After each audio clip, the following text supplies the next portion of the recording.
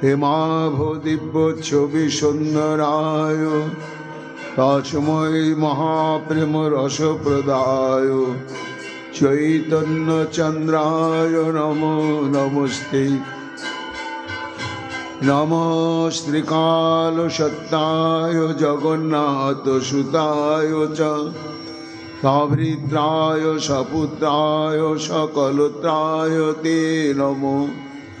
বৈরাগ্য বিদ্যা নিজ ভক্তি যোগ পুরা শিক্ষার্থমেক পুরুষ পুরাণ শ্রীকৃষ্ণ চৈতন্য শরীরধারী কৃপাম্বুধির্যস্তমহং প্রপদ্যে কলান্নষ্টং ভক্তিযোগং নিজং য প্রাদুষ্কর্তুং কৃষ্ণ চৈতন্য নাম আবির্ভূতস্তস্য পদারবিন্দে গাঢ়ং গাঢ়ং লীলয়তাং চিত্তভৃঙ্গ নিরানন্দমিদং সর্বং প্রেমানন্দস্পদীকৃতম येन तं सततं वन्दे नित्यानन्दं जगद्गुरुं। श्री अद्वैत नमस्तुभ्यं कलिजन कृपानिधे गौर प्रेम प्रदानाय श्री सीतापतये नमो। लादिनी स्वरूपाय गौरांग सुहृदाय च भक्त शक्ति प्रदानाय गदाधर नमस्तुते। प्रणमामि श्रीवासं तमाद्यं पंडितं मुदा श्री गौरांग कृपापात्रं कीर्तनानंद मानसं। गौर प्रेम प्रदायैव सर्वत्र समदर्शिनी नारायण सुताय च श्रीमन्नरहरये नमो। बर्हापीडभिरामं मृगमदतिलकं कुण्डलाक्रान्तगण्डं कन्याक्षं कुम्भकण्ठं स्मेतशुभगमुखं साधरेणस्तवेणुं श्यामं शान्तं त्रिभङ्गं रविकर वसनं भूषितं वैजयन्त्या वंदे वृंदावनस्थं युवती शतभृतं ब्रह्मगोपालवीशं। नमो नलिनो नेत्राय वेणुवाद्यविनोदिने राधाधर सुधापानशालिने वनमालिने। हे कृष्ण करुणा सिन्धु दीनबन्धु जगत्पते गोपेश गोपिका कांत राधा कांत नमस्तुते। मुखं करोति वाचालं पंगुं लंघयते गिरिं यत्कृपातमहं वन्दे परमानंद माधवं। तप्तो कांचन गौरांगी राधे वृंदावनेश्वरी वृषभानुसुते देवी त्वां नमामि हरे प्रिये। महाभावस्वरूपातं कृष्ण प्रिया बुरीयसी प्रेम भक्ति प्रदे देवी राधिका तं नमाम्यहं।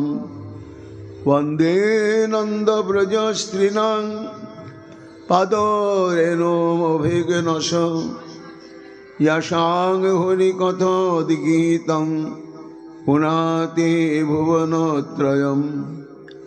नमो धर्माय महते नमो कृष्णाय विधसे ब्राह्मणेभ्यो नमस्कृत्य धर्मान् वक्ष्ये सनातनं। नारायणं नमस्कृत्य नरं चैव नरोत्तमं देवीं सरस्वतीं वैष्णव ततो जायो मुदिरये। वैष्णव वशिष्ठ नप्तारं शक्तितं पौत्र कल्मषं पराशरात्मजं वन्दे सुकतातं तपनिधिं। वैशाय विष्णुरूपाय वैशरूपाय विष्णवे नमो वै ब्रह्म विधाय वशिष्ठाय नमो नमो। অচতুর্বদন ব্রহ্মাদি বাহুর পরহরি অভালোচন শম্ভুর ভগবান বদরায়ণী ইয়াং প্রভজন্তমনুপেতমপেতকৃত্যং দ্বৈপায়ন বিরহ কাতরয়জুহাব পুত্রেতি তন্ময়া তয়া তরবয়োভিনেদুস্তং সর্বভূত হৃদয় মুনিমানুতস্মি ইয়াশানুভাবমখিল শ্রুতিসারমেকম অধ্যাত্মদীপমতিতিতীর্ষতাং তময়ন্ধম সংসারিণং করুণয়াহ পুরাণগুজ্জং তাং বশশুনমুপয়ামি গুরুং মুনিনাম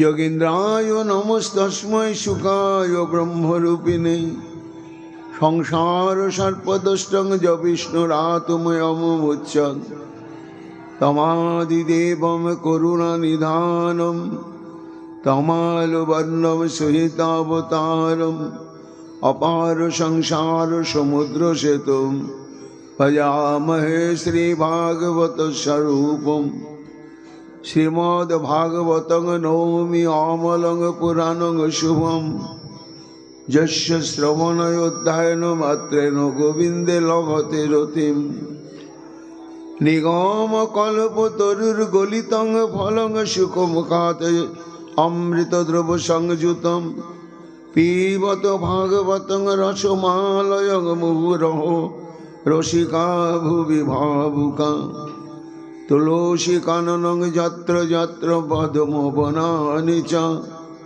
পুরাণ পঠনং যত্র তত্র সন্নিহিত হরি তত্রৈব গঙ্গা যমুনা চ সিন্ধু গোদাবরী তত্র সরস্বতী চ সর্বাণি তীর্থানি বসন্তি তত্র যত্রাচ্যুতোদারু কথা প্রসঙ্গ বংশাকল্পতরুভ্যশ্চ কৃপা সিন্ধুভ্যেব চ পতিতানাং পাবনেভ্যো বৈষ্ণবেভ্যো নমো নমো জয় রূপ সনাতন ভট্ট রঘুনাথ শ্রীজীব গোপাল ভট্ট দাস রঘুনাথ ভক্তি ভরে বন্দি ছয় গোসাইয়ের চরণ যাহা হইতে বিঘ্ন নাশ অভীষ্ট পূরণ জয় গৌর ভক্তবৃন্দ গৌর যাদের প্রাণ সবে মিলে দেহ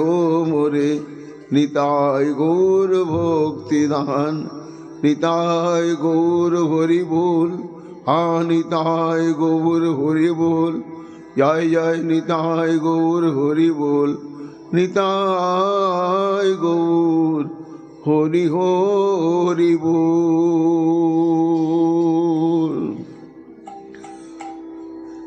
হা হা বৃন্দাবনেশ্বরী হা হা বৃন্দাবনেশ্বরী হা হা বৃন্দাবনেশ্বরী হা হা বৃন্দাবনেশ্বরী তোমার চরণ নূপুরের ধ্বনি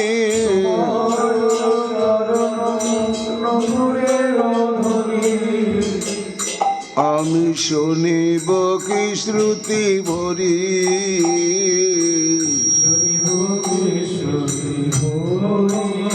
আজ শুনিব কি শ্রুতি ভরি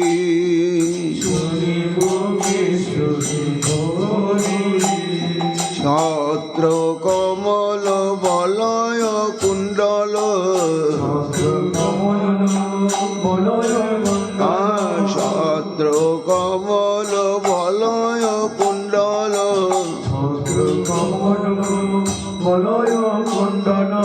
বেদি শঙ্খ চন্দ্র বল্লী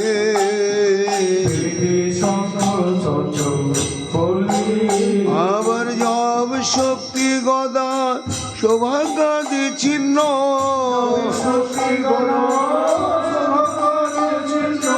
জব শক্তি গদা সৌভাগ্যাদি চিহ্ন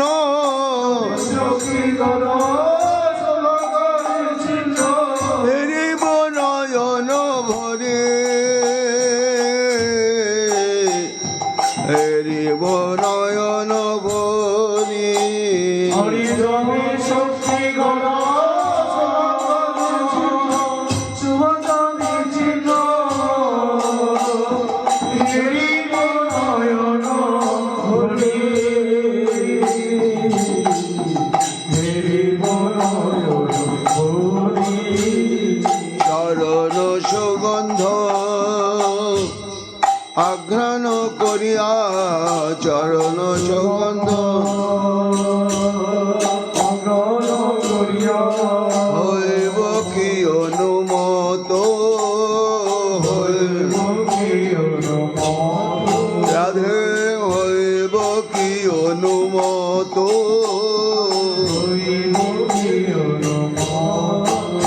আবার যুগল চরণ হৃদয়ে ধরিয়া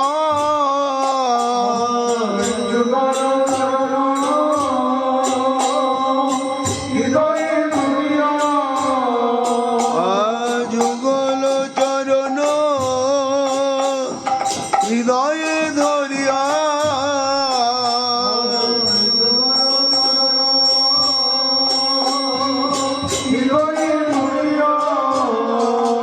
আমি জুড়াব তাপিত চিত জুড়াব তাপিত চিত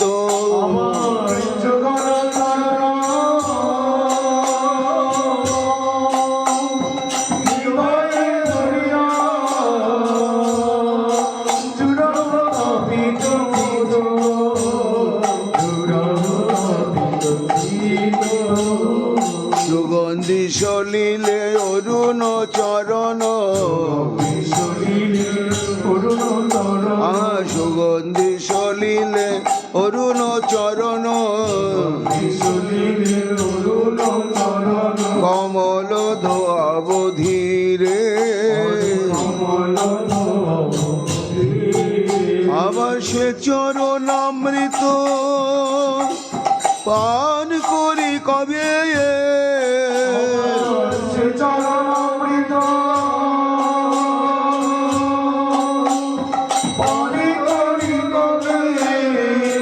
আমি ভাসিব আনন্দ নীরে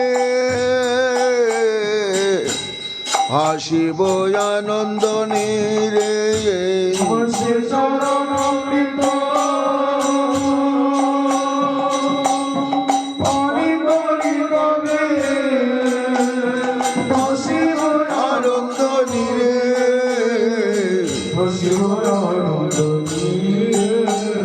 রাধে রাধে বলে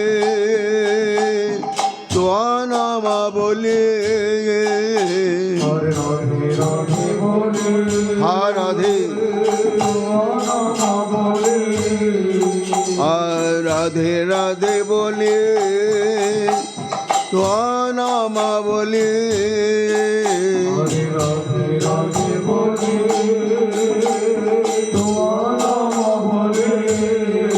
আমি গাইব উচ্চ স্বরে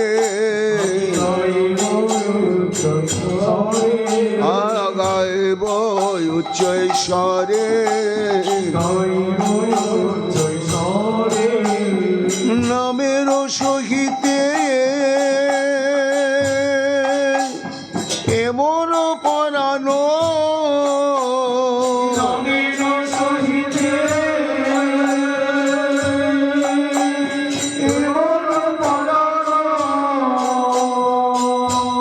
রাধে নামের সহিতে এমন পরানো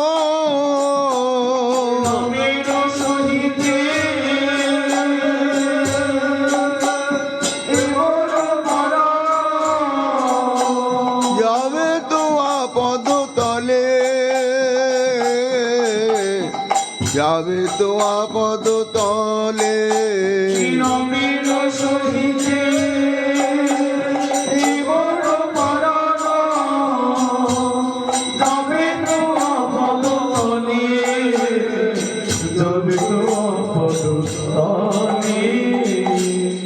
আবার শৈলেন্দ্র মুকুট মণি গোবর্ধন আমার শৈলেন্দ্র মুকুট মণি গোবর্ধন শৈলেন্দ্র মুকুট মণি গোবর্ধন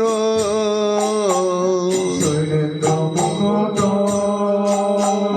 মণি গোবর্ধন তটেতে নিবাস করি আর কৃষ্ণ দাসে নিবেদন করে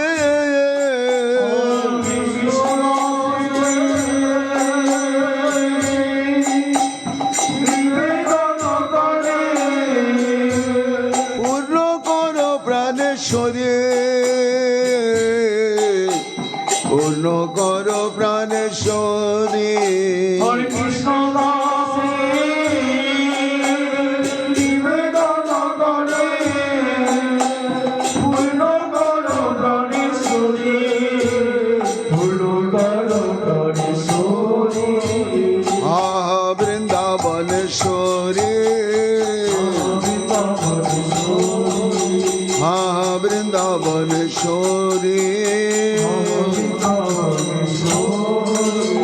রাধা রানী কি জয় অপার করুণাময়ী রাধা রানী কি জয় প্রেম ভক্তি প্রদায়িনী রাধা রানী কি জয় জয় জয় শ্রী রাধে শ্যাম সর্বাত্ম ভাব অধিকৃত ভবতি নাম অধক্ষজে বিরহেন মহাভাগা মহান যে অনুগ্রহ কৃত সর্ববেদান্ত সার পুরাণ চক্রবর্তী এবং ঈশ্বর পরমকৃষ্ণ সচ্চিদানন্দ বিগ্রহ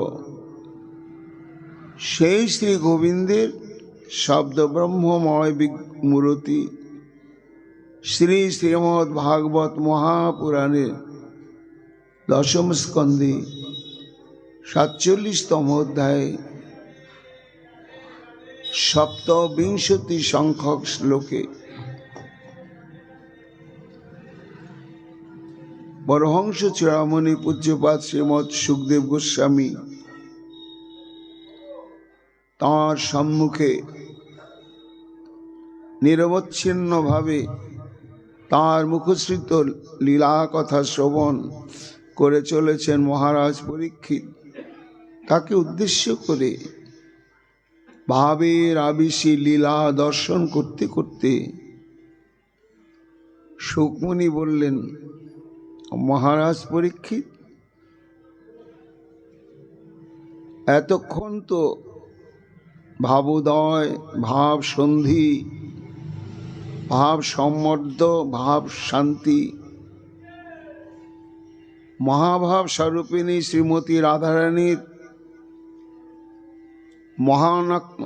মোহনাক্ষ ভাবের অবস্থায় এই যে দিব্য উন্মাদ দশা,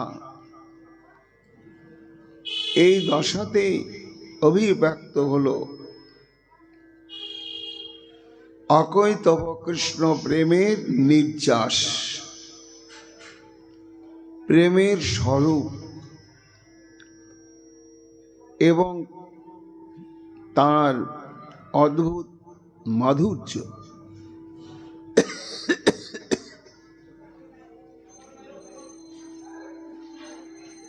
এতক্ষণ সেটি নীরব নিথর হয়ে একাগ্র চিত্তে আস্বাদন অনুভব করছিলেন শ্রীকৃষ্ণ কর্তৃক প্রেরিত উদ্ধব। জ্ঞান মিশ্রা ভক্তিরই পাত্র বা সাধক, এবং ওই ভক্তি সম্পর্কে তার চরম ধারণা যে সেই ভক্তিটি চূড়ান্ত ভক্তি, তার উপরে আর হয় না। কিন্তু তিনি যখন বৃন্দাবনে প্রবেশ করলেন এবং নন্দ মহারাজের সঙ্গ করলেন, তখনই মর্মে মর্মে অনুভব করলেন যে তার নিজস্ব যে কৃষ্ণ প্রেমের স্বরূপ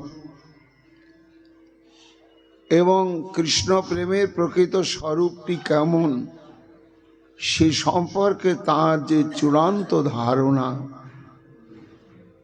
সেই ধারণাটা একেবারেই পরিবর্তন হয়ে গেল এই বৃন্দাবনে আগমন করার সঙ্গে সঙ্গে।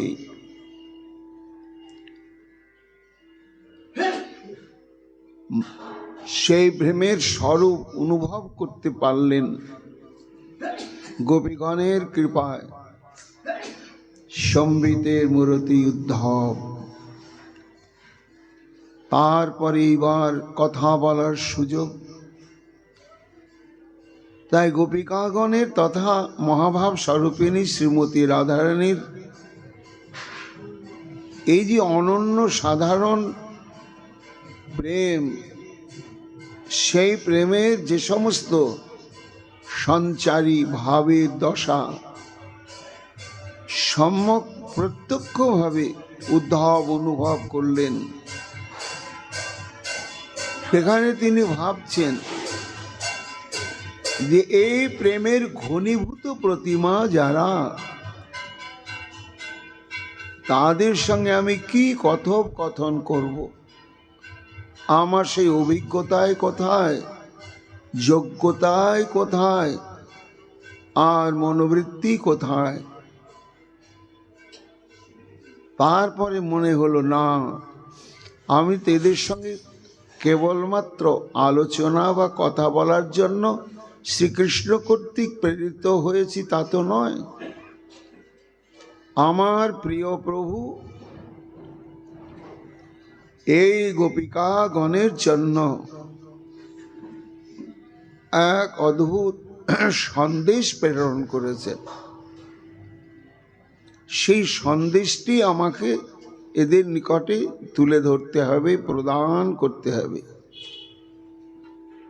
তাই প্রদান করবার পূর্বে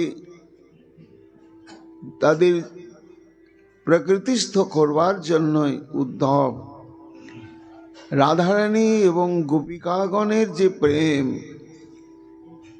সেই প্রেমের উচ্ছ্বাসময় মহিমা কীর্তন করতে শুরু করলেন। তখন যেন পূর্বপক্ষ গোপী বলছেন, উদ্ধব, কি তুমি আমাদের প্রেমের মহিমা কীর্তন করছো, আমাদের আচরণের মহিমা কীর্তন করছো, এমন কি দেখলে?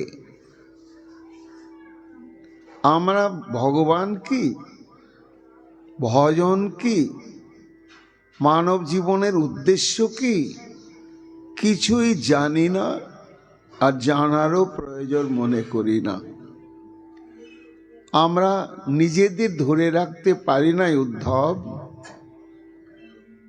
তাই তোমার কাছে খোলা মনে স্বীকার করছি যে আমরা অবৈধভাবে, আমরা ঘরে ঘরে পতি থাকা সত্ত্বেও একজন পর পুরুষকে ভালোবেসেছি। যে ভালোবাসাটি সমাজের শাস্ত্র বিচারে নিন্দনীয় এবং অবাঞ্ছিত, কিন্তু আমরা তো পারিনি থামতে। চেষ্টা যে করিনি তা নয়, কিন্তু পারি না উদ্ধব। আমরা সেইভাবে তার সঙ্গে একটা অবৈধ প্রণয়ের সম্পর্ক গড়ে তুলেছি এবং এমন সেটি ঘনীভূত যে সেখান থেকে সরা সম্ভব নয়। এটি সর্বজনবিদিত। তাই এই যে পরপুরুষের প্রতি আমাদের যে আসক্তি, প্রণয়, প্রীতি, আর এটা নিয়ে তুমি এত প্রশংসা করছো, এত মহিমা কীর্তন করছো, এটা তো আমাদের বোধগম্য হচ্ছে না। তার উত্তরে উদ্ধবজি বললেন, সর্বাত্ম ভাব অধিকৃত ভবতী নাম অধক্ষজে। হে গোপিকাবৃন্দ, তোমাদের ধারণা, তোমাদের দৃষ্টিভঙ্গিতে ঠিক আছে। মনে করো কেউ লবণের চেহারা আর চিনির চেহারা একই রকম। এখন লবণ মনে করে যদি কেউ চিনি হাতে নেয়, তা যে মনে করলো চিনি, তার কাছে ওটা চিনির মতো মনে, যে মনে করলো লবণ, তার কাছে লবণই। কিন্তু নিরপেক্ষভাবে যিনি বিচার করছেন, তিনি দেখছেন ও হো, লবণ মনে করে চিনিটাকেই নিল এবং চিনিটাই ব্যবহার করছে। তাহলে ওর শরীরে লবণ মনে করে চিনি ব্যবহার করার জন্য লবণের ক্রিয়া প্রকাশ পাবে না, চিনিরই ক্রিয়া প্রকাশ পাবে। সে লবণ মনে করুক, কিন্তু বস্তুটি তো প্রকৃতপক্ষে চিনি।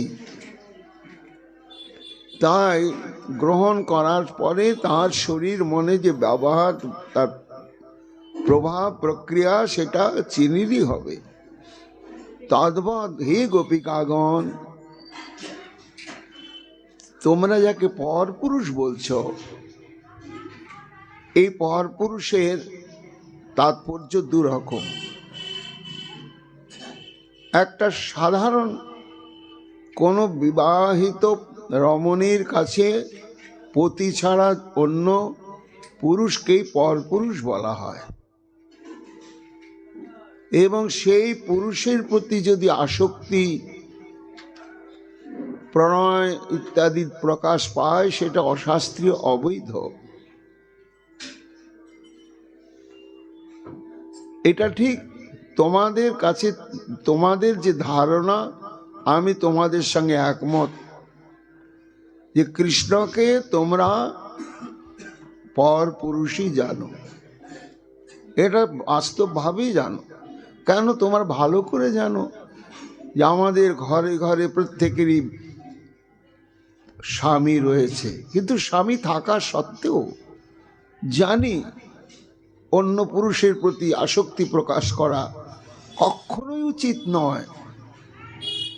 এটা মনে প্রাণে আমরা সম্যকভাবে জানার পরেও নিজেরা থামতে পারি নাই, একেবারে বিকিয়ে দিয়েছি, ভাবতেও পারি নাই তার পরিণাম আমাদের যে নরক ভোগ করতে হবে, সেটাও আমাদের কাছে এখন তুচ্ছ। এইভাবেই তো তোমরা তার কাছে আত্মসমর্পণ করেছ। তো তোমাদের কাছে, তোমাদের বিচারে তিনি পরপুরুষ।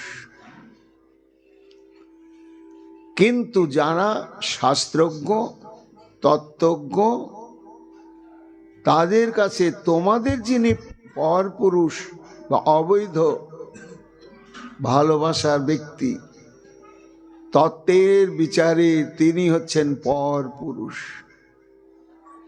পর মানে এখানে হচ্ছে অন্য পুরুষ, অবৈধ পুরুষ, আর পরপুরুষ মানে শ্রেষ্ঠ, যার সমান, যার মতো, যার ঊর্ধ্বে আর হয় না, হবে না, যিনি অবিকৃত, নিত্য, শাশ্বত, সনাতন ছিলেন, আছেন, থাকবেন, তিনি হচ্ছেন পরপুরুষ। এই পরপুরুষের সন্ধান দিয়েছেন শ্রীমদ্ ভাগবত, যাকে তোমরা পরপুরুষ মানে অবৈধ পতি বলে মনে করছ। জন্মাদ্যস্য যত অন্যায়াদিতরত সত্যস্য ভিক্ষ সরার, তেনে ব্রহ্ম হৃদাজ আদি কবে মুচ্ছন্তি যৎসুরয় তেজো বারি মৃদাং যথা বিনিময় যত্র তিসর্গ মৃষা ধামনা সেন সদা নিরস্ত কুহকং সত্যং পরং ধীমহি। হে গোপিকাগণ, ত্রিকালজ্ঞ ঋষিগণ, তোমাদের কাছে যিনি যার অর্থাৎ উপপতি বা পরপুরুষ, তাকে ব্যাসমণি মঙ্গলাচরণে কি বলে ঘোষণা করছেন? সেই পরম পুরুষ শ্রীকৃষ্ণর, তিনি সত্যং পরং, তাকেই ধ্যান করি। কেমন তিনি? জন্মাদ্যস্য যত, অর্থাৎ সমস্ত ব্রহ্মাণ্ডের সৃষ্টি স্থিতি প্রলয়ের একমাত্র যিনি কারণ, এবং অন্যায়াদি ইতরত সমস্ত কিছু সৃষ্টি স্থিতি লয়ের সঙ্গে তিনি ওতপ্রোতভাবে জড়িয়ে রয়েছেন। এবং তিনি হচ্ছেন সরাট, অর্থাৎ একলি ঈশ্বর কৃষ্ণ হর্ষবৃত্ত, যারে জইছে নাচায় তৈছে করে নিত্য। তিনি হচ্ছেন একমাত্র আজ্ঞাকারী, সর্বনিয়ন্ত্রক এবং স্বাধীন, এবং তার অতীত আর অন্য কোনো তত্ত্ব নাই, অন্য কোনো বিষয় নাই। তেনে ব্রহ্ম হৃদাজ আদি কবয়ে, যিনি আদিকবি ব্রহ্মার হৃদয়ে সর্বপ্রথম এই বৈদিক তত্ত্বজ্ঞান উদয় করিয়েছিলেন, প্রদান করিয়েছিলেন, এবং সেই পরপুরুষ আদি কবে মুচ্ছন্তি যৎসুরয়, যার ভেলকি বাজিতে মহান মহান ঋষিগণ পর্যন্ত, দেবতাগণ পর্যন্ত মোহগ্রস্ত হয়ে পড়েন, তার তত্ত্ব নির্ধারণ করতে পারেন না। কেমন মোহগ্রস্ত হয়ে বিভ্রান্ত হন? না যথা তেজবারি মৃদাং যথা বিনিময় তিসর্গ মিশা, অর্থাৎ আগুনকে জল দর্শন করেন অথবা জলে মাটি দর্শন করেন, এবং ধামনা সেন সদা নিরস্ত কুহকং, যিনি বহিরঙ্গা মায়াকে বশীভূত করে তার নিত্য শাশ্বত সনাতন ধামে নিত্য অবস্থান করছেন, বিরাজ করছেন চিরমুক্ত স্বরূপে। এমন যে নিত্য শাশ্বত সনাতন পরম পুরুষ, তাকেই ধ্যান করি, তাকেই ধ্যান করি।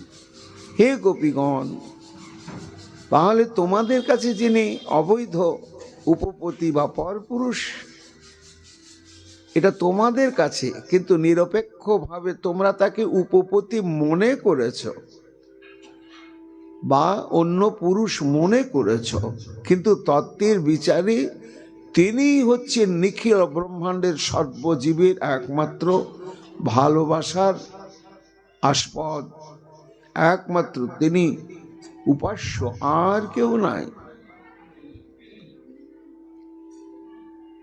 অহো ভাগ্যম অহো ভাগ্যং নন্দ গোপব্রজ কোশাম জন্মিত্রং পরমানন্দং পূর্ণ ব্রহ্ম সনাতনম।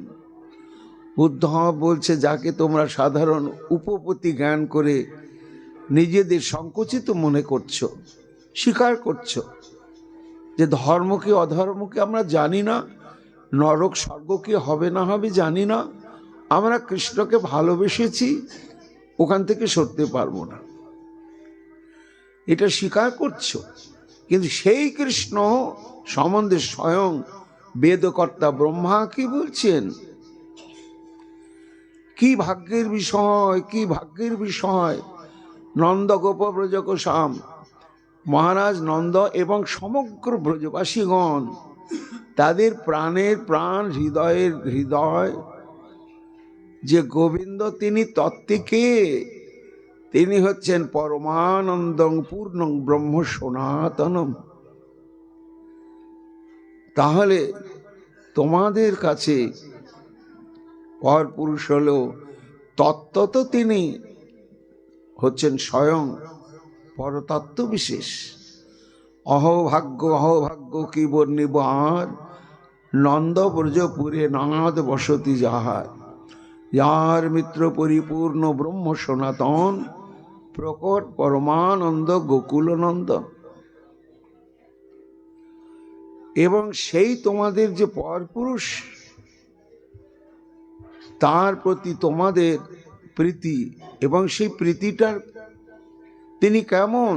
অধক্ষজ। পরীক্ষিত বলছেন, গুরুদেব এই অধক্ষজ মানে শব্দটা কি, শব্দের মানে কি? সুকমণি বলছেন, মহারাজ তাকে অধক্ষজ বলা হয় যাকে চক্ষু, কর্ণ, নাসিকা, জিহ্বা, ত্বক, মন, বুদ্ধি এসব দিয়ে স্পর্শ করা যায় না, ধরা যায় না, এমন যিনি তত্ত্ববিশেষ তিনি হচ্ছেন অধক্ষজ। অর্থাৎ তিনি ইন্দ্রিয়ের গ্রাহ্য নয়।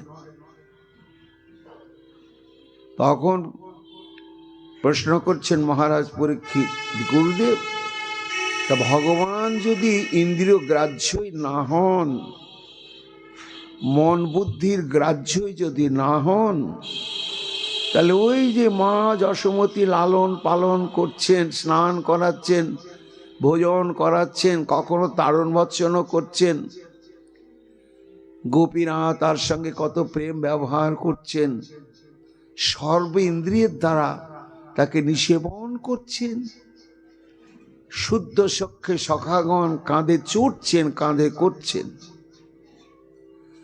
তা ভগবান যদি ইন্দ্রিয় গ্রাহ্যই না হলো, হাত পা চোখ নাক কান দিয়ে তাকে যদি ধরা না গেল, না ছোঁয়া গেল, তাহলে ওরা তো ধরছেন, এবং তিনি যে ভগবান এটাও তো বেদ স্বীকার করেছে, তাহলে তাকে অধক্ষজ বলা হচ্ছে কেন? ইন্দ্রিয়ের। তখন সুকমণি বলছে, হ্যাঁ মহারাজ তোমার প্রশ্নটা ঠিক, কিন্তু এইখানে একটা তত্ত্ব আছে। ইন্দ্রিয় বা দেহ হচ্ছে দুই প্রকার, দেখতে একই রকম এবং দেহের ক্রিয়াদিও একই রকম, কিন্তু তত্ত্বের বিচারে দুই প্রকার আছে, একটা প্রাকৃত দেহ আর একটা অপ্রাকৃত চিন্ময় দেহ। তো ভগবান প্রাকৃত দেহের দ্বারা কখনো দর্শনীয় নয়, অনুভবনীয় নয়, সেবনীয় নয়। যতক্ষণ প্রাকৃত মন, দেহ, ইন্দ্রিয়, ততক্ষণ সেই দেহের দ্বারা, সেই ইন্দ্রিয়ের দ্বারা ভগবানকে স্পর্শ করা যাবে না, সেবা করা যাবে না। কাজেই বৃন্দাবন লীলায় যে সমস্ত পরিকর, দাস্য, সখ্য, বাৎসল্য এবং মধুর, এই চার প্রকার প্রেমভক্তির যে পরিকরগণ, তারা ইন্দ্রিয়ের দ্বারাই যে শ্রীকৃষ্ণকে নিরন্তর সেবা করছেন, এটা বুঝতে হবে মহারাজ পরীক্ষিত, যে তারা আমাদের মতো রক্তে মাংসে গড়া দেহধারী নারী পুরুষ হলেও তারা হচ্ছে চিন্ময় তত্ত্ব বিশেষ।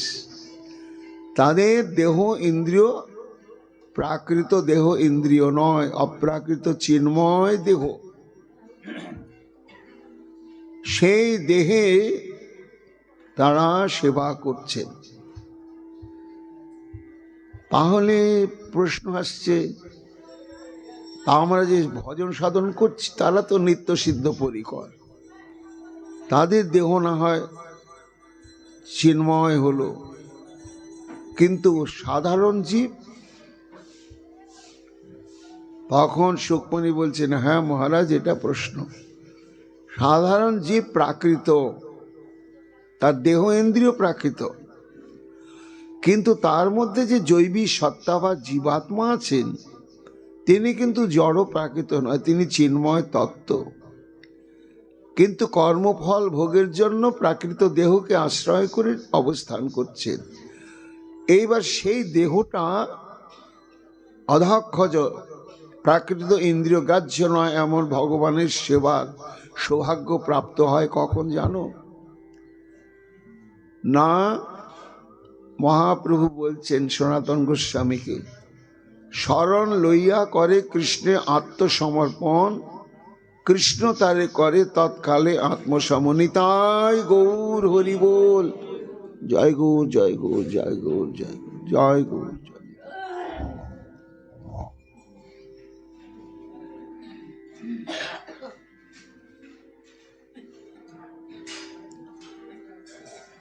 শরণ লইয়া করে কৃষ্ণে আত্মসমর্পণ, কৃষ্ণ তারে করে তৎকালে আত্মসম। অর্থাৎ যখন কেউ শ্রীকৃষ্ণ ভজনের জন্য লালসাতুর হন হয়ে যখন শ্রীকৃষ্ণতে পরিপূর্ণ আত্মসমর্পণ করেন, তখন সচ্চিদানন্দময় শ্রী গোবিন্দ আমার তার প্রেমের বশীভূত হয়ে তার সেবা গ্রহণের জন্য তখন সেই ভক্তের দেহ ইন্দ্রিয় আদিকে সব চিন্ময় করে দেন। একথা সনাতন গোস্বামীপাদকে বললেন। আবার সনাতন গোস্বামীপাদকে মহাপ্রভু বললেন, প্রভু কহে বৈষ্ণব দেহ প্রাকৃত কভু নয়, অপ্রাকৃত দেহ ভক্তের চিদানন্দময়। চিদানন্দ হলো কি করে? প্রাকৃতই ছিল, অপ্রাকৃত হলো কি করে?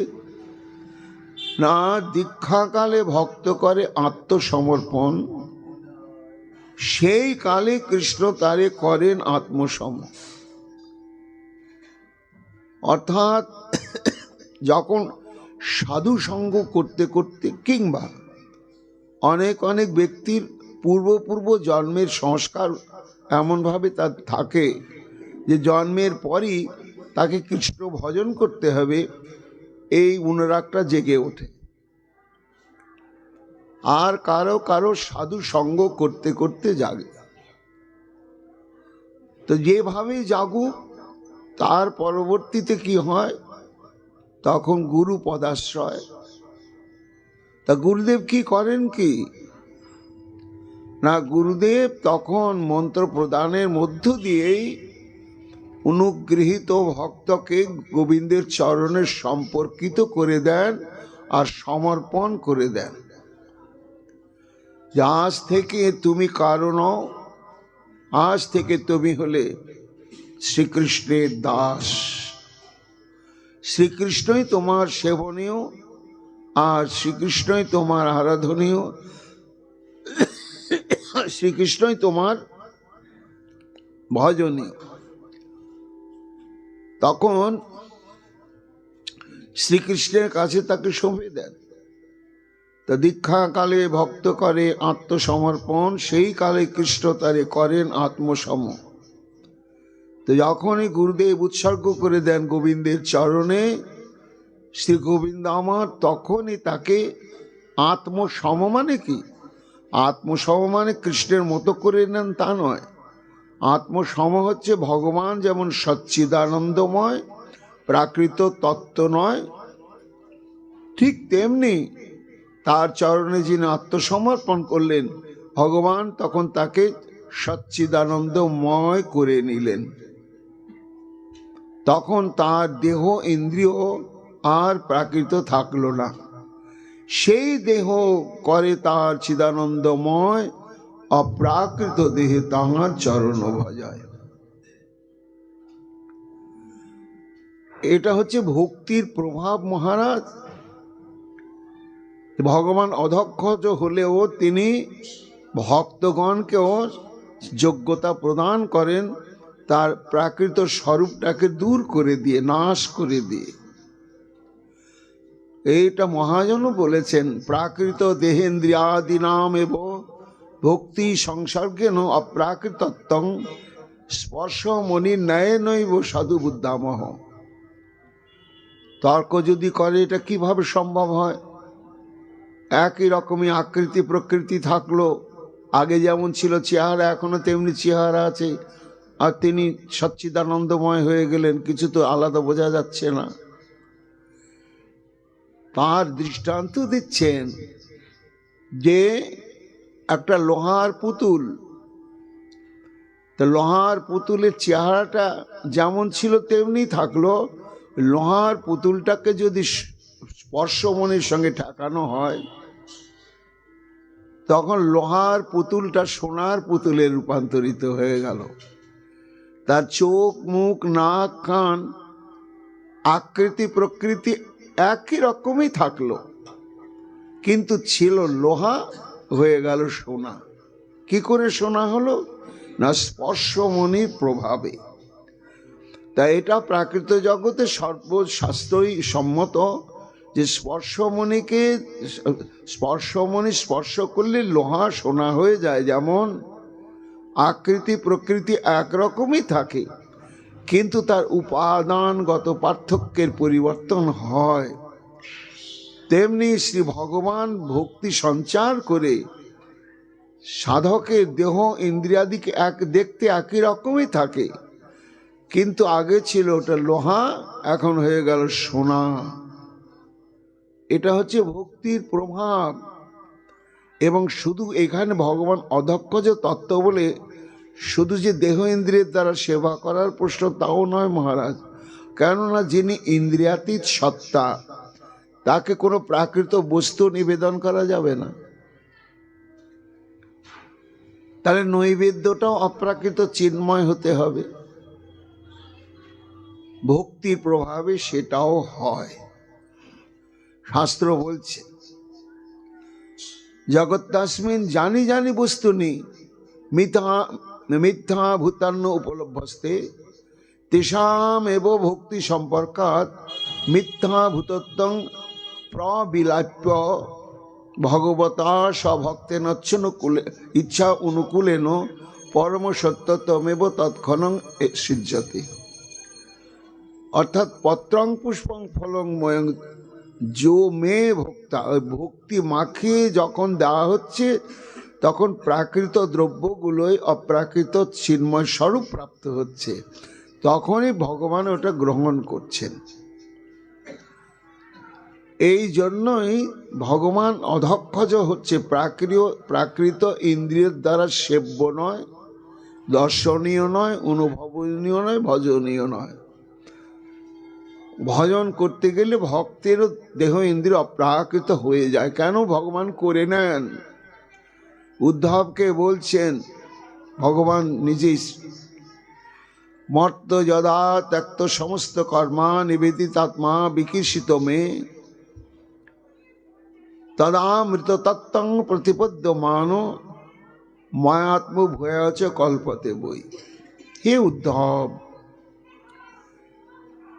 সৎসঙ্গ প্রভাবে যখন কোনো ব্যক্তি সমস্ত কর্মাদি ভোগ বাসনা পরিত্যাগ করে আমাতে পরিপূর্ণভাবে আত্মসমর্পণ করে, তখন আমি তার সেবা গ্রহণ করবার জন্য ব্যাকুল হয়ে যাই এবং তৎকর্তৃক নিবেদিত দ্রব্যাদি প্রেম মাখাত সেটি গ্রহণ করবার জন্য ব্যাকুল হয়ে যায়। কিন্তু ও তো প্রাকৃত দেহ, প্রাকৃত মন, তখন আমার সেবা করবে কি করে? তাই তদামৃত তত্ত্বং প্রতিপদ্যমান ময়া আত্মায়, আমার মতন চিদানন্দ স্বরূপ আমি তাকে প্রদান করি।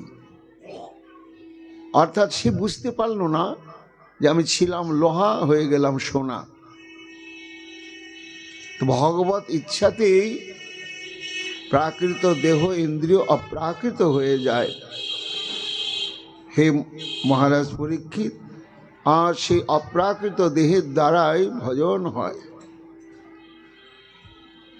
উদ্ধব গোপীদের কথা, তাদের প্রেমের মহিমা কীর্তন করতে গিয়ে বলছেন যে সর্বাত্ম ভাব অধিকৃত ভবতী নাম অধক্ষজে। হে গোপিকাগণ, তোমাদের যে প্রেম সেটি হচ্ছে সর্বাত্ম ভাব। তো সর্বাত্ম ভাব মানে হচ্ছে কি, যে ভাবের দ্বারা ভগবান অধিকৃত হয়েছেন, অর্থাৎ ভগবান বাধ্য হয়েছেন তোমাদের কাছে ধরা পড়তে, নিজেকে আর সরিয়ে রাখতে তিনি চেষ্টা করেও পারেন নাই। তোমাদের ভক্তির প্রভাব তাকে এমন বশীভূত করে ফেলেছে যে সেই প্রভাব থেকে নিজেকে মুক্ত করবার জন্য বহু চেষ্টা করেও তিনি পারেন নাই, তাই অধিকৃত। সর্বাত্ম ভাব বলতে কি এখানে না, এইটি একমাত্র গোপীগণের নিজস্ব সম্পত্তি, সেটি হচ্ছে মহাভাব।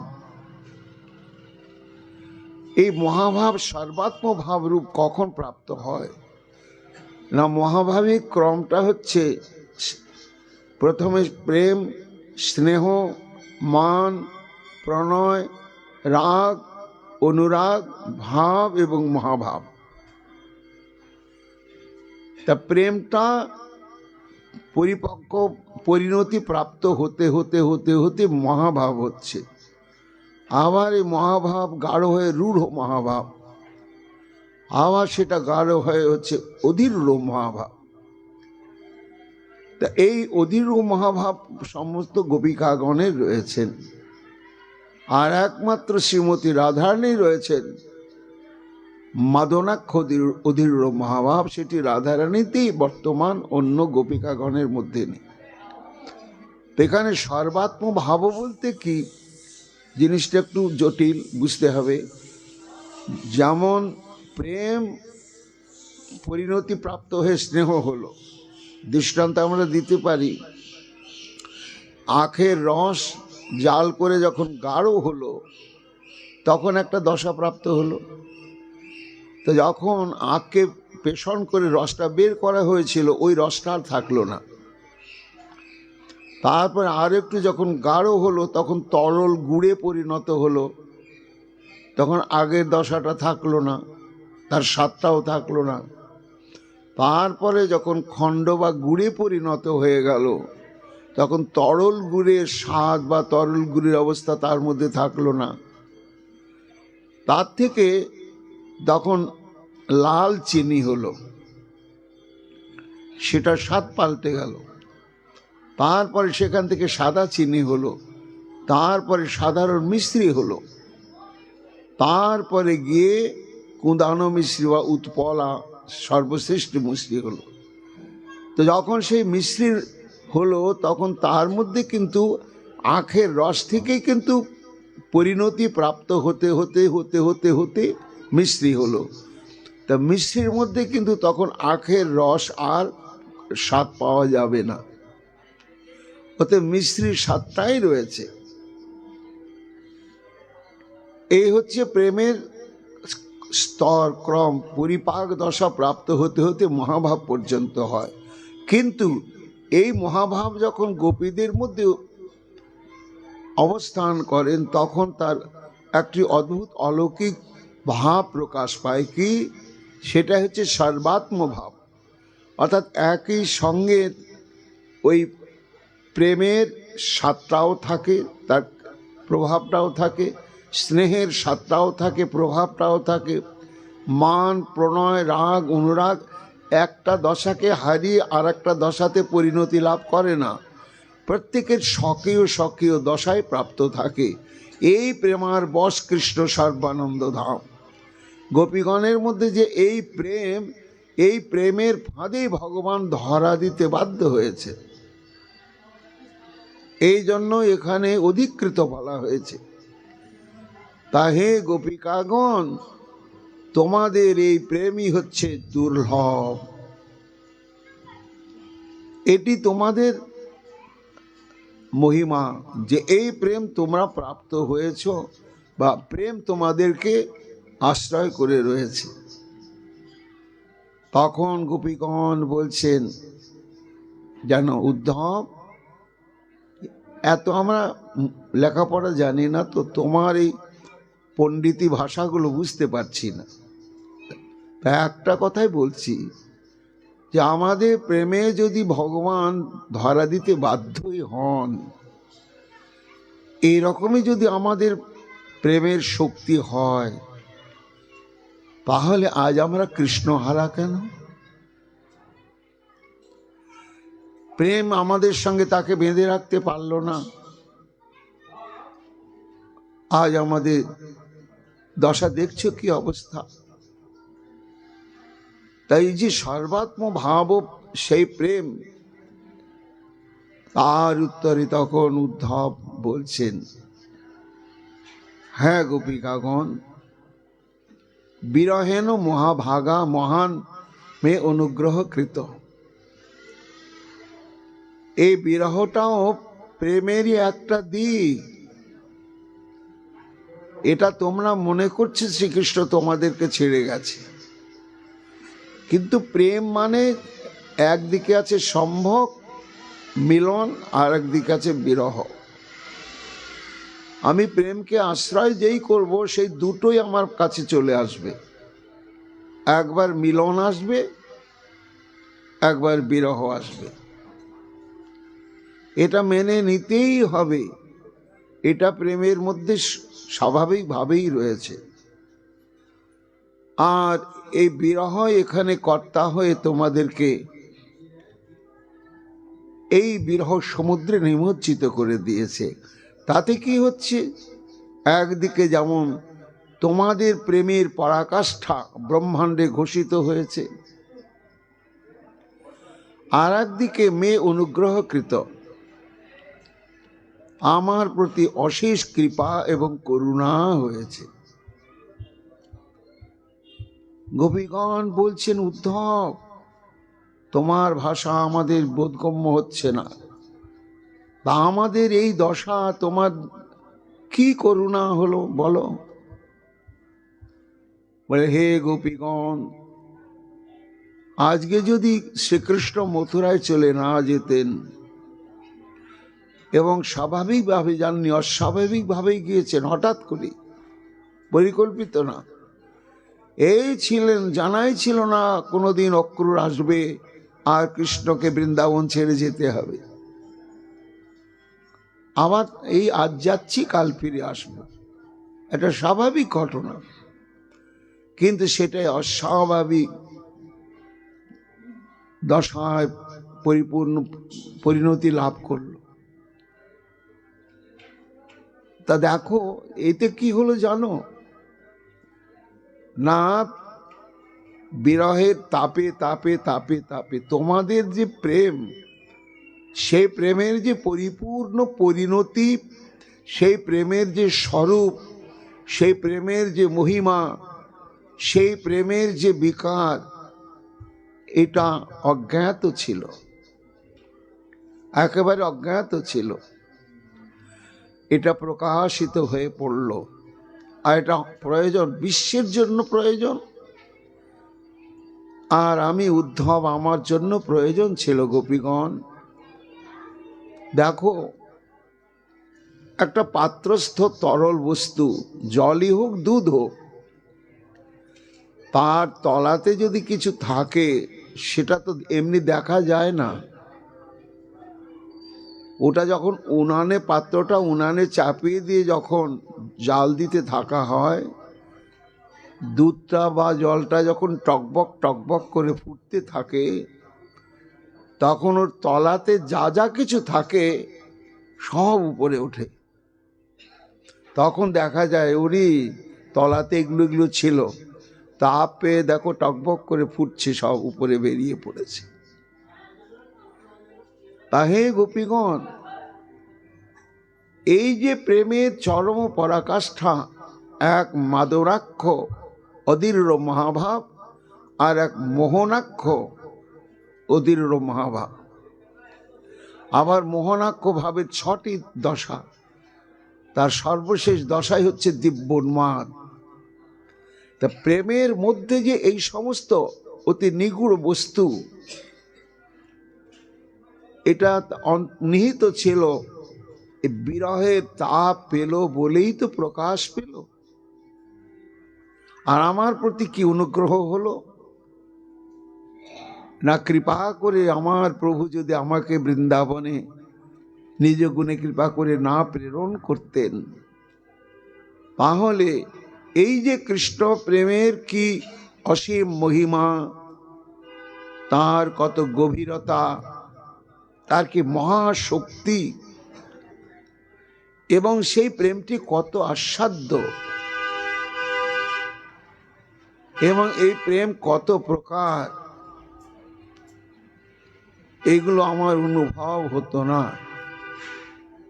সেই জন্য তোমাদের জীবনের বিরহ তোমাদের কাছে দুর্বিষহ হলেও বিশ্বের প্রয়োজনে এটি যেন ঘটেছে।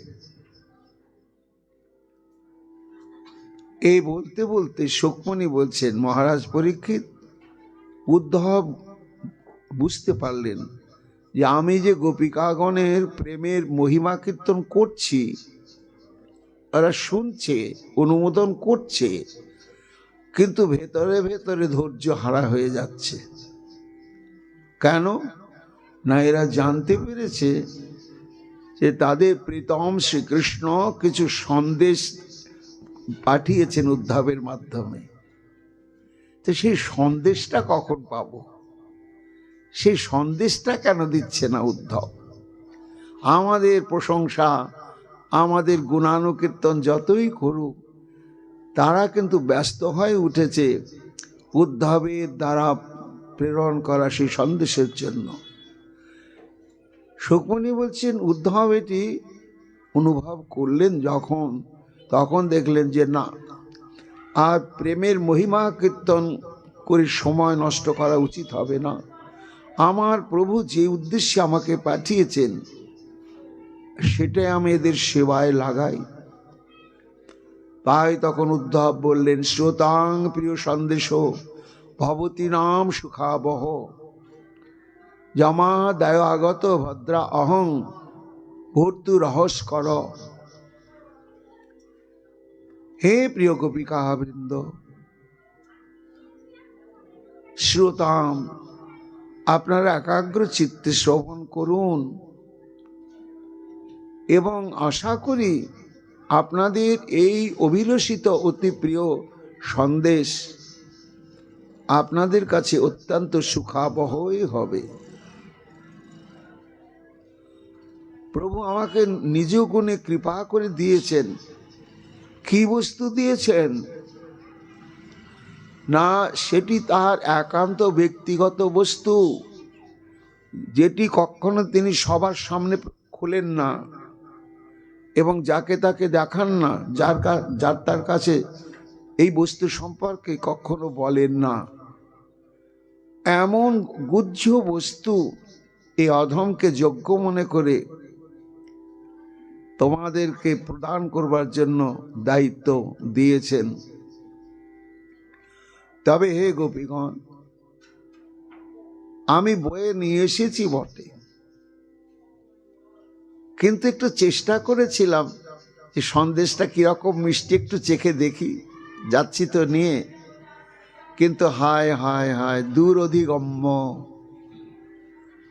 সন্দেশের মধ্যে, সন্দেশ মানে হচ্ছে বার্তা, তা তার যে নিগুড় বক্তব্যটা কি আমি অনুভব করতেই পারি না। ব্যাখ্যাকার বলছেন, হ্যাঁ, শ্রীকৃষ্ণ কর্তৃক প্রেরিত এই সন্দেশ ছিল প্রহেলির ন্যায়। কেমন প্রহেলি? না, গম্ভীরা লীলার যখন চরম পরিণতি দশা প্রাপ্ত হয়েছে, শ্রীক্ষেত্রে 24 বছর পূর্ণ হতে চলেছে, দিব্য উন্মাদ অবস্থা রাত দিন মহাপ্রভুর, সর্বক্ষণ ঘন ঘন নানা দশা, এবং গম্ভীরার চারদিকের দেয়ালে মুখ আঘাতপ্রাপ্ত হচ্ছে, ঘর্ষণ করছে, রক্তাক্ত হচ্ছে। সেই সময় জগদানন্দের হাতে প্রহেলি পাঠালেন অদ্বৈতাচার্য, বলে দিলেন, মুখস্থ করে দিলেন, এই কয়েকটা কথা তুমি গিয়ে গম্ভীরায় মহাপ্রভুকে বলবে। শুনে মুখস্থ করে নিলে জগদানন্দ মাথায় ঢুকলো না তার মর্মার্থ কি। কি সেটি? তজ্জা প্রহেলি আচার্য কহে ঠারে ঠারে ঠোরে, প্রভু মাত্র বোঝে কেহ বুঝিতে না পারে। কি? প্রভুকে কহিও আমার কোটি নমস্কার, এই নিবেদন তার চরণে আমার। বাউলকে কহিও লোকে হইল বাউল, বাউলকে কহিও হাটে না বিকায় চাউল, বাউলকে কহিও কাজে নাহি ক আউল, বাউলকে কহিও ইহা কহিয়াছে বাউল। এই কয়েকটি কথা অদ্বৈতাচার্য জগদানন্দকে মুখস্থ করিয়েছিলেন। আর এইভাবেই তুমি গম্ভীরায় গিয়ে মহাপ্রভুকে বলবেন। বাউলকে কহিও লোক হইল বাউল, বাউলকে কহিও হাটে না বিকায় চাউল, বাউলকে কহিও কাজে নাহি ক আউল, বাউলকে কহিও ইহা কহিয়াছে বাউল। এত শুনি জগদানন্দ হাসিতে লাগিলা, নীলাচলে আসি তবে প্রভুকে কহিলা। তর্জা শুনি মহাপ্রভু ঈষৎ হাসিলা, তার যে ইচ্ছা বলি মৌন রহিলা। তো ব্যাখ্যাকার বলছেন যে অদ্বৈতাচার্য কর্তৃক প্রেরিত প্রহেলির তর্জার যেমন তত্ত্ব একমাত্র মহাপ্রভুই জানেন, অদ্বৈতাচার্যই জানেন, তেমনি উদ্ধব বলছেন যে এই সন্দেশের যে অন্তর্নিহিত তত্ত্ব কি গোপীগণ একমাত্র আমার প্রভু শ্রী গোবিন্দ তিনিই জানেন, আর তোমাদের উদ্দেশ্যে যে পাঠিয়েছেন তিনি, আমার মনে হয় তোমরাই জানবে সেটি, তোমাদেরই আস্বাদ্য। তাই আমি তোমাদের কাছে সে সন্দেশের পাত্রটা খুলে এবার তুলে ধরছি। এই বলে সন্দেশ বলতে শুরু করলেন। 5টি শ্লোকেই উদ্ধব সন্দেশ, 5টি প্রসঙ্গ গোপীদের কাছে বলেছেন শ্রীকৃষ্ণ, এবং ওই কথাগুলোই বলতে বলেছেন, মুখস্থ করিয়ে দিয়েছেন, তুমি নিজের কথা ঢুকাবে না। কি বলেছেন? বক্তব্যটা শুরু করছেন উদ্ধব, ভগবান উবাচ, অর্থাৎ হে গোপীগণ, আমি বলছি না, তোমরা এখন কান পাতো, আমার কণ্ঠের মধ্য দিয়ে তোমাদের প্রিয় প্রীতম শ্রীকৃষ্ণই বলছেন। তিনি সরাসরি তোমাদেরকে কি বলছেন? ভবতী নাম বিয়োগ মে নহি সর্বাত্মনা কচিত, যথা ভূতানি ভূতেষু খং বায়ু অগ্নির জলংমহি, তথা হং চ মান ও প্রাণভূতেন্দ্রিয় গুণাশ্রয়। অর্থাৎ ভগবান বলছেন, শ্রীকৃষ্ণ বলছেন যে হে গোপীগণ, তোমাদের সঙ্গে আমার বিরহ কখনোই নয়। আমি তোমাদের সঙ্গেই ছিলাম, সঙ্গে আছি, চিরকাল সঙ্গেই থাকব। তোমাতে আমাতে কোনো ভেদ নাই, কিন্তু তোমাদের ভ্রান্তিতে তোমরা মনে করছো আমি তোমাদের মধ্যে নাই, তোমাদের সামনে নাই। যথা ভূতানি ভূতেষু খং বায়ু অগ্নি জলং মহি, তথা একটা দৃষ্টান্ত দিচ্ছেন যে আমি কেমন ওতপ্রোতভাবে তোমাদের সঙ্গে রয়েছি। তোমাদের দেহে মনে ইন্দ্রিয়ে আমি রয়েছি, কিন্তু সেই আমিকে তোমরা অনুভব না করে যে স্বতন্ত্র আমার লীলাময় স্বরূপ, সেটাকে স্বতন্ত্র জ্ঞানে পাবার জন্য তোমাদের এই ব্যাকুলতা, আসলে তা নয়। আমি সব, কেমন সব? যথা ভূতানি ভূতেশ্বচ, অর্থাৎ জগতে যত কিছু বস্তু দেখা যাচ্ছে, পাঁচটা তত্ত্বের দ্বারাই আছে। মানুষের শরীর হোক, গাছপালা হোক, এই ইট পাটকেল যাই হোক, ক্ষিতি, অপ, তেজ, মরুদ্বম, এই পাঁচটি মৌলিক উপাদান ছাড়া আর কিচ্ছু নাই জগৎ। কিন্তু সেগুলো রূপান্তর, রূপ ধারণ করে আলাদা আলাদা নাম হয়েছে। তো যেমন জগতের মূল উপাদান পাঁচটা তত্ত্বই, কিন্তু সেটা যেন আলাদা রূপে আমরা দেখি, বৃক্ষলতা, গুল্ম বস্তু ইত্যাদি রূপে। আসলে কিন্তু পঞ্চভূতি অন্য কিছু নয়। তেমনি এই পরিদৃশ্যমান জগৎ আমি সব। কেমন না, হে গোপীগণ, দৃষ্টান্ত শোনো। একটা এত বড় সোনার ডেলা, ওই ডেলাটা যদি কারোর সামনে তুলে ধরে জিজ্ঞাসা করা এটা কি গো, সবাই বলবে সোনার ডেলা। তা এত বড় সোনার ডেলা স্বর্ণকারের কাছে গিয়ে বলছে, ভাই এই সোনার ডেলাটা দিয়ে যত রকমের অলংকার হয় তুমি আমাকে অলংকারগুলো বানিয়ে দাও তো। তো এক ঝুড়ি অলংকার হয়েছে, আংটি, বালা, বাউটি, চূড়, আর্মলেট, কুণ্ডল, নথ ইত্যাদি ইত্যাদি যত রকম গয়না হয়। তো ডালা ভর্তি করে যখন সেই গহনাগুলোকে নিয়ে এসে বলছে, বলো তো এটা কি? আগে বলছিল সোনা, এখন বলছে এটা বালা, এটা বাউটি, এটা আংটি, এটা দুল, এটা কুণ্ডল, এটা টিকলি, এটা টায়রা। নামগুলো পাল্টে গেল, কিন্তু দুলি হোক আর যাই হোক, সোনা ছাড়া তো কিছুই নয়, ওর মধ্যে সোনাই আছে। তা সোনাটা যখন ব্যবহারযোগ্য রূপ ধারণ করলো তখন তার নামটা পাল্টে গেল। তো নাম পাল্টে যাক, ওটা বালা নাম হোক, কিন্তু সোনা ছাড়া কিছু নয়। হে গোপিকাগণ, এই অনন্ত কোটি ব্রহ্মাণ্ড যে দেখছ, জীবই বলো, বৃক্ষলতা, গুল্মস্থূল, যা কিছু বলো, আমি পরিণতি লাভ করেছি, আমি ছাড়া কিচ্ছু নয়। যত কিছু সব আমি, সব আমি, সব আমি। এই যে আমি সর্ব বস্তুতে, সর্ব ব্যক্তিতে, সর্বসত্তায় আমি রয়েছি, এটা অনুভূতির থেকে যখন আমরা সরে যাই তখনই আমাদের বিরহ আসে। সর্বভাবে রাহি হয় আমার বিচ্ছেদ, বিচারিয়া বুঝ গোপী পরিহরক্ষেদ। পঞ্চভূত ব্যাপিত সব চরাচর, অন্তরে বাহিরে যেন আছে নিরন্তর। এইরূপ তুমি সব জানিও নিশ্চয়, সর্বজীবে বসি আমি সর্বজীবময়। তারপরে 2 নম্বর সন্দেশে বলছেন, আত্মন্নে আত্ম অনাত্মনং সৃজে জন্ম উপলব্ধয়ে আত্মমানানুভাবেন ভূতেন্দ্র গুণাত্মনা। হে গোপীগণ, এই পরিদৃশ্যমান জগতের আমি স্রষ্টা, আমি সৃষ্টির উপাদান, আমি সৃষ্টির ক্রিয়া শক্তি, আর আমি সৃষ্টির চরম পরিণতি। যেমন সমুদ্র থেকে ঢেউ উঠছে, ঢেউ একটা আলাদা বস্তু, কিন্তু উঠছে সমুদ্র থেকে, আবার ঢেউটা লয়প্রাপ্ত হচ্ছে সমুদ্রের মধ্যেই।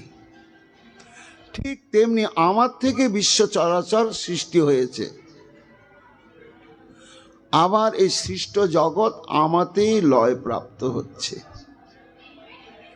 কার দ্বারা হচ্ছে? আমার দ্বারাই হচ্ছে। আমি কর্তা, আমি ক্রিয়াশক্তি, আমি আবার উপাদান রূপে রূপান্তরিত হয়েছি। আপনি আপনা সৃজি করিয়ে সংহার, আপনাকে আপনি পালিয়ে সর্বকাল। হেন আছে আমার মায়ার অনুভব, ব্রহ্মাদি বুঝিতে নারে অচিন্ত প্রভাব। এইবার 3য় সন্দেশে কথা বলছেন, আত্মা জ্ঞানময় শুদ্ধ ব্যতিরিক্ত গুণান্বয়, সুষুপ্তি স্বপ্ন জাগতির মায়াবৃত্তি অভিরিয়তে, অর্থাৎ হে গোপীগণ, এই পরিদৃশ্যমান জগতের তিনটি অবস্থা, একটা সুষুপ্তি, একটা স্বপ্ন, একটা জাগ্রত অবস্থা। তো জাগ্রত অবস্থা হচ্ছে যথাবস্থিত অবস্থা, তারপরে যখন স্বপ্ন মানে হচ্ছে আমরা যখন নিদ্রাগত হই, আর সুষুপ্তি হচ্ছে যখন স্বপ্নবিহীন নিদ্রা হয়। তা এই তিনটি অবস্থাতে আমি সুষুপ্তিতে প্রাজ্ঞ, স্বপ্নে তৈজস, আর জাগ্রত অবস্থায় হচ্ছে বিশ্ব। এই তিন রূপে প্রতিভাতিত হই আমি। জ্ঞানময় জীব নিত্য শুদ্ধ সুখময়, নাহি হানি লাভ তার নাহি অতিশয়। তারপরে বলেন জেনেন্দ্রিয়ার্থান ধ্যায়ত মৃষা স্বপ্নবদ উত্থিতা নিরুদ্ধাদ ইন্দ্রিয়ানি বিনিদ্রা প্রত্যপদ্যত।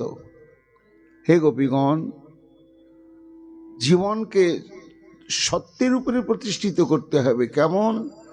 যেমন মানুষ ঘুমিয়ে পড়লে স্বপ্ন দেখে, যখন স্বপ্ন দেখে স্বপ্নটা কিন্তু বাস্তব বলে মনে হয়।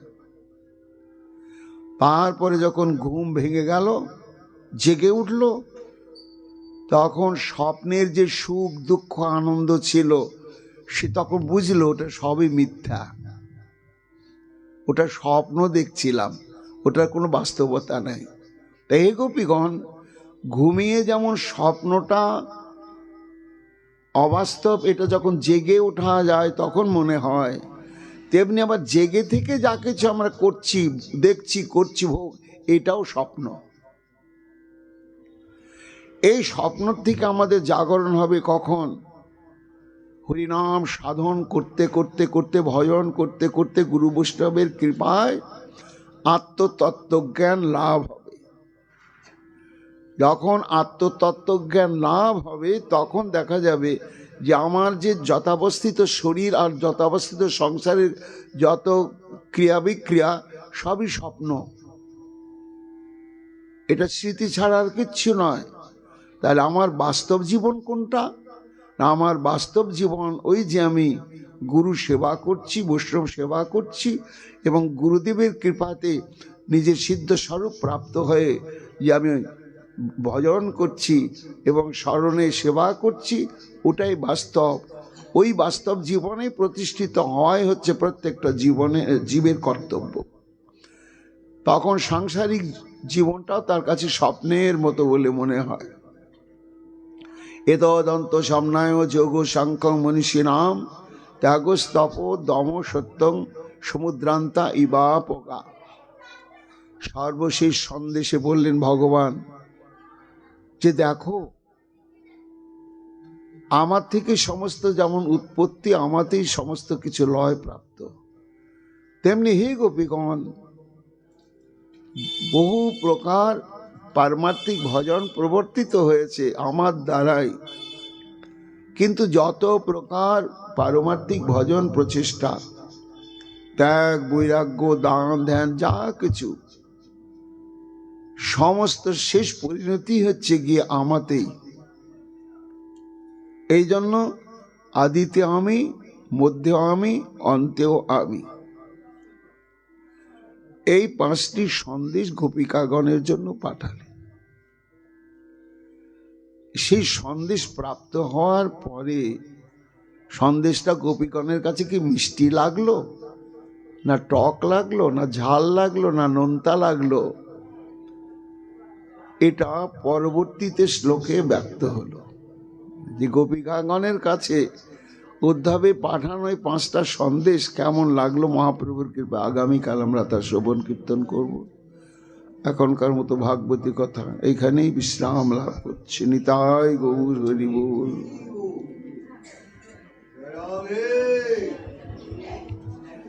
রাধে রাধে রাধে রাধে রাধে রাধে রাধে।